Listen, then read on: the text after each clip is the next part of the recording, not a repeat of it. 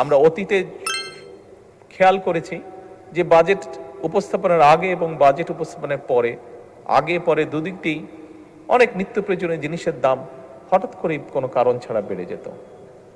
তবে আলহামদুলিল্লাহ আল্লাহর রহমতে এবছর আমরা সেরকম কোনো দৃশ্য দেখিনি। আমাদের বোনেরা একটি বিষয়ে জানার পরে অত্যন্ত জোরালোভাবে শুভেচ্ছা জানিয়েছেন উভয় পক্ষের। সেটা হচ্ছে যে নিত্য প্রয়োজনীয় যেসব জিনিস আছে, নিত্য প্রয়োজনীয় বলতে যা আমরা সাধারণত বুঝে থাকি, এরকম 61 পণ্যের উপর বলা যায় সম্পূর্ণভাবে আগে যা ট্যাক্স ছিল সেগুলো প্রত্যাহার করে নেওয়া হয়েছিল।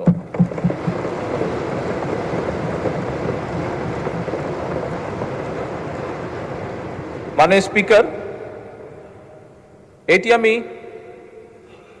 গৌরব করে বলতে চাই না, তবে বাস্তবতার ভিত্তিতে বলতে চাই, এবং তার জন্য সর্বোপরি আমি প্রথমেই আল্লাহ রব্বুল আলমিনের দরবারে শুকরিয়া আদায় করতে চাই যে এই শুল্ক প্রত্যাহার করার ফলে আমরা অতীতে খেয়াল করেছি যে বাজেট উপস্থাপনের আগে এবং বাজেট উপস্থাপনের পরে আগে পরে দুদিকতেই অনেক নিত্য প্রয়োজনীয় জিনিসের দাম হঠাৎ করে কোনো কারণ ছাড়া বেড়ে যেত। তবে আলহামদুলিল্লাহ আল্লাহর রহমতে এবছর আমরা সেরকম কোনো দৃশ্য দেখিনি।